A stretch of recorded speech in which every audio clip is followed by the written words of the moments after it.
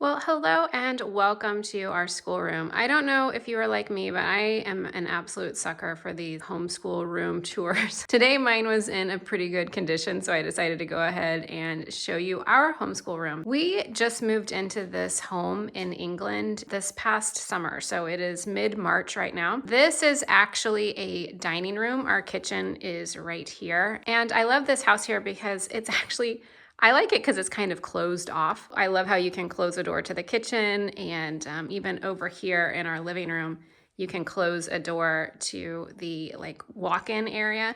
And so this actually makes a nice cozy little homeschool room. Now, I am absolutely a believer that you do not need a dedicated homeschool room. This is just a luxury to have. I have just done homeschool off the kitchen table. I have in the past just used an extra bedroom as a homeschool room. So there's lots of different ways to do it. I personally would prefer to either do it at the kitchen table or have some kind of dedicated space where it's on the lower level of the house where the kitchen is, just because that way I can kind of pop in and out and it's a lot easier that way. Anyway, that's my preference. But so here is our homeschool room. And first I'll show you the kids' work area. My daughter is in first grade and we use a lot of the Memoria Press stuff. So that is the Memoria Press alphabet chart for learning cursive.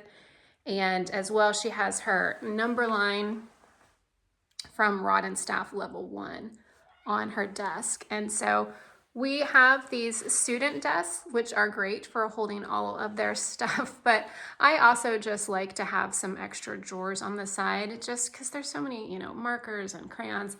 It helps to have the desk not overflowing. And I do think it's pretty key for us here, especially in England, to have a light on each desk. It gets dark here so early, so it's really critical to have a light on the desk itself. This bookshelf right here just has a lot of, the incidentals that we use for math, like all of our little number blocks things, some extra paper and pencils, and what if I have storybooks here, they're kind of storybooks that go with our curriculum that we're doing.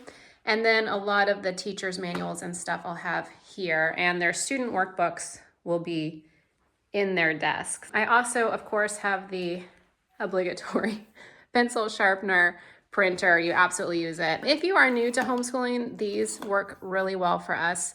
I like to use timers to help my kids concentrate. So, I'll say, hey, if you can go 10 minutes with dedicated focus time, then we'll take a break after that. I definitely take advantage of those timers, especially on the days that they're having trouble concentrating. Over here, this is my son's desk. He is in the third grade at the moment. Before he went outside, he was finishing up his math with Rod and Staff. These are the Memoria Press Latin posters. I have them up right now. As he gets better and better at that, we will take them down since he should know those things eventually. Let's see. So yeah, his desk, this whiteboard is amazing. I use this all the time. I use whiteboards all the time. I also have this one down here, which is a smaller one that we'll do like their drawing practice on. So there's the whiteboard. Moving over here, we have a globe just at the ready because every time we're reading something and we mention a country or an ocean or something like that, they like to go find it on the globe. We have maps in their rooms upstairs. This is actually kind of funny. I have had these pictures forever and I've always loved them. And I never knew until I started looking into especially classical education. But that this is actually an example of classical education at work. This over here, sorry, it's behind my light, but it's a picture of Las Meninas, famous painting by Diego Velázquez. So this is also Pablo Picasso's version of Las Meninas. So he would study Diego Velázquez. He would study the great. He loved Velázquez. And so he did like 50 different, or probably more than that, different renditions of just copying Las Meninas because he saw it as such a masterpiece. And I was like, oh my gosh, that's just like what we do with, copy work and copying the masters, learning how they do it so that we can learn how to make our own creation someday. So anyway, I like to have that in here just as an example of how even Picasso did the copying of a great work. And then anyway, this is my workspace where I will do my work during the day. I had had a job as a marketing manager for, gosh, 20 years. I've just recently left that to be able to do other things. But anyway, I always have a space to work as well. We have our bookshelves. Oh my gosh, this is one of my favorite purchases, was that we got the complete set of the great books of the Western world. We got them used off of Facebook Marketplace. I love having those here in our library. And then over here, our space kind of will typically extend into the living room. It's kind of nice to have this right here, because then my kids, as maybe I'm working with one, another one will come in and work on something else. So I love having this piano right here.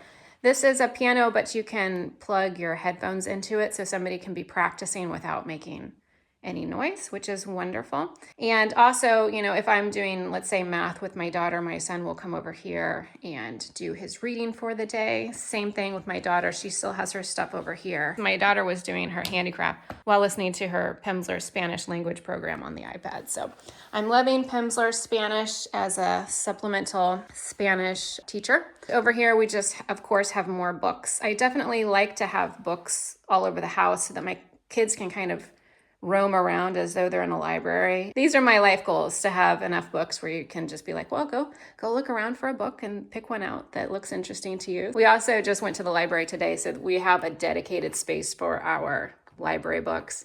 And of course, yesterday was St. Patrick's Day, and we read this book. It is Tommy DePaula. I love, I have more of his books right here that we were looking through yesterday, kind of matching up his artwork with the book that we read. Sorry for this. My daughter's working on a art project here.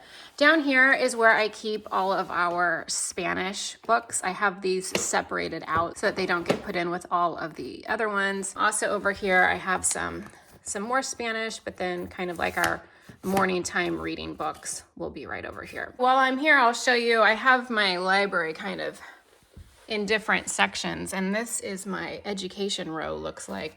So some of my favorite books lately, first of all, Screen Schooled was actually a very quick read and very interesting. I loved reading A Thomas Jefferson Education. Of course, Well-Trained Mind, but you've probably read that. Why Johnny Can't Read. If you are new to homeschooling and you're looking at homeschooling your younger kids, this is wonderful. I have actually not yet read The Retreat from Motherhood by Samuel Blumenfeld. I love Samuel Blumenfeld's books. I've read a lot of the other ones, but I have not yet read that one. So that one is on my list of things to read. So I hope you enjoyed this quick little tour of our homeschool room, and I hope you subscribe. I'll see you in the next video.